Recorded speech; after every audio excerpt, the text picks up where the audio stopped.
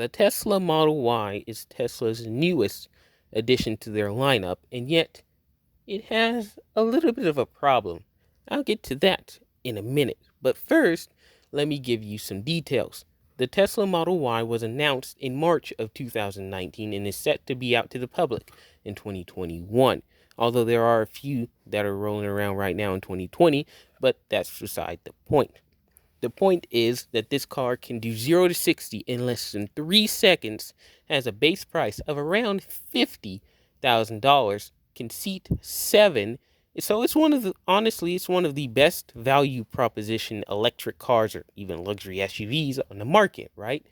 Well, it still has a little bit of a problem. And I'll tell you that right now. The first problem is that this car looks identical to the Tesla Model 3. And I'll tell you right now, there are no actual cars that are rolling around that look identical to each other. There's only one other than this car, and that is the Honda Pilot and Passport. That's it. Front ends of those cars look exactly similar, but at least they have one major distinguishable point, and that would be the rear.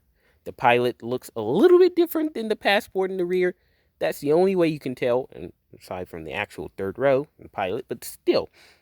So Honda, at least they have something to fall on, and the rear looks different. No, Tesla used the exact same design for the Model 3 as they used for the Model Y.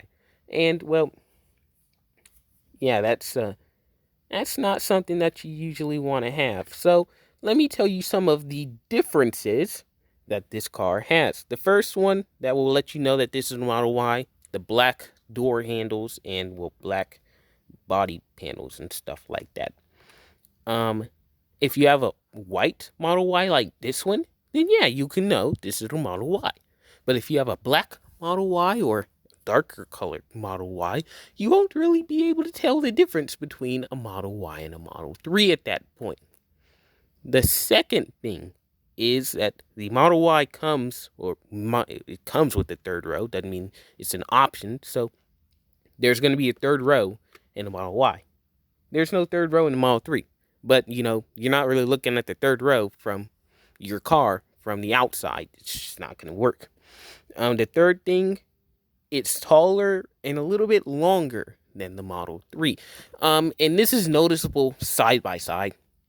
There's really, you just can't roll up to a Model 3 and say, oh, that's a Model Y, because unless you know exactly what they look like, they look pretty similar. And yes, the Model Y is a little bit more bloated. It's a little bit taller, like I just said. But still, at the end of the day, it looks identical to a Model 3.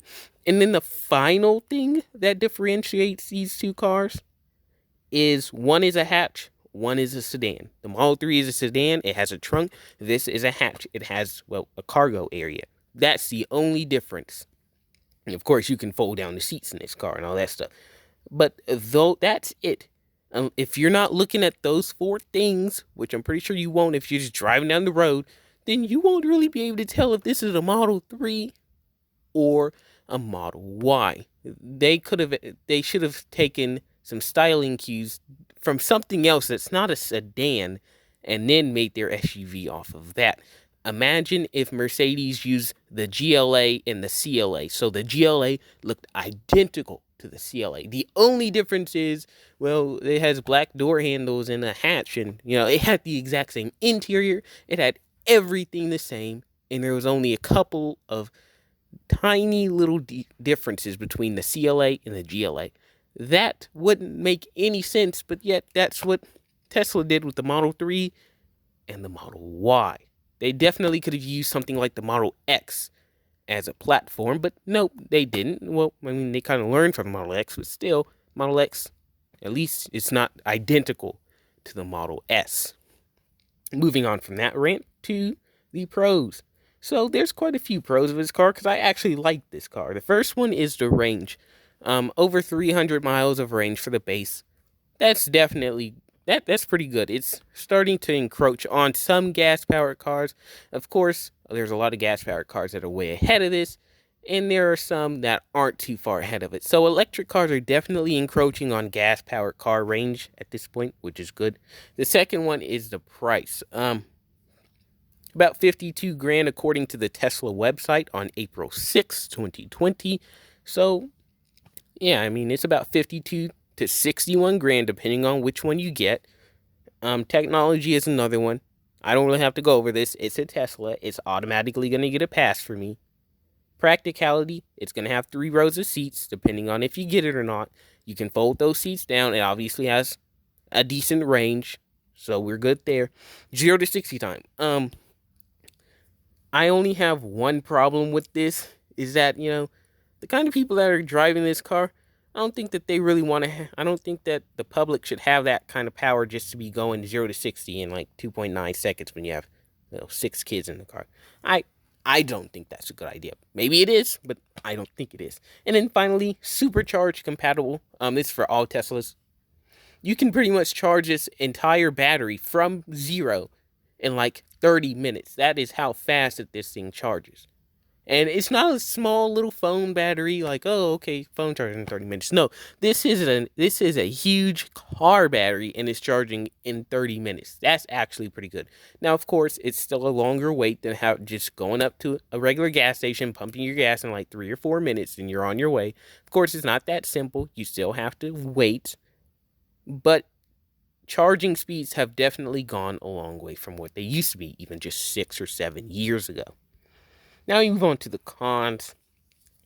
I think I've talked about this first one a little too much in this video. It's too similar to the Model 3. I'm not going to talk about it anymore, but yes, you could be seeing a picture of a Model 3 and you wouldn't even know it. It's not, but you don't know that. The third row is too small. Yeah, it's really used for only kids and kids only.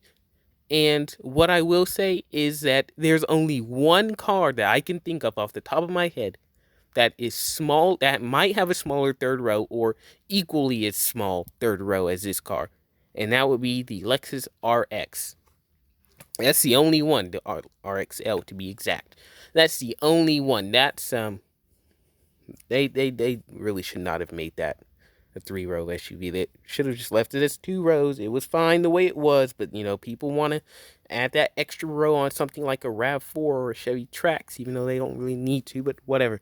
And then finally, no physical dealers. This is for all Teslas. No physical dealers. You can't go up to your little car dealership and ask for a Tesla Model Y. It's not going to happen. It's not like you're buying a Camry. It's not like you're buying an Equinox.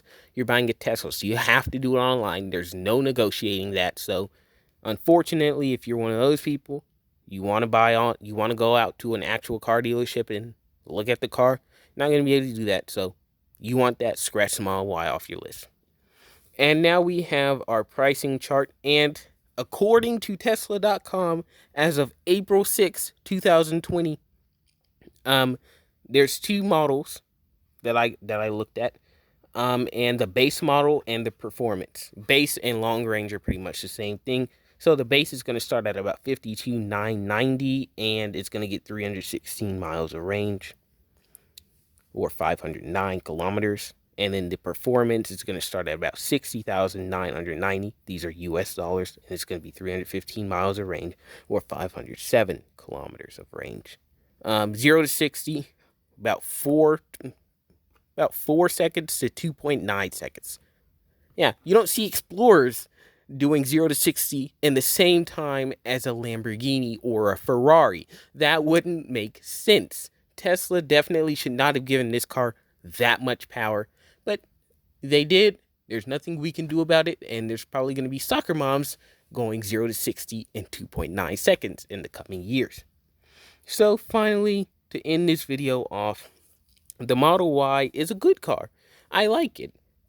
There's only one problem, is that it looks too similar to the Model 3. Yeah, it has this cramped third row.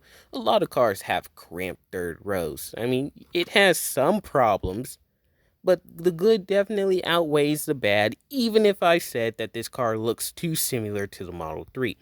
There's not going to be anything that's going to stop this car from selling, honestly, even if it looks identical to a Model 3. People like the way the Model 3 looks. I think the Model 3 looks nice. It's one of the nicest Teslas out there.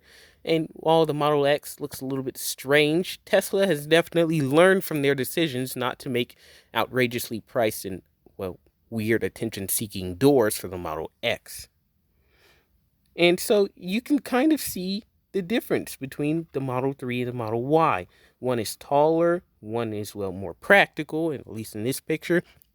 And, well, there's not too many differences, but yes, you will see a difference between the Model 3 and the Model Y. So for those of you who think there's really no difference, I said that there's really no difference, but you actually have to be inside of a Model 3 and a Model Y to see the difference. So that was the Tesla Model 3, or the Model Y rather. So I hope you guys enjoyed, and I will see you in the next video.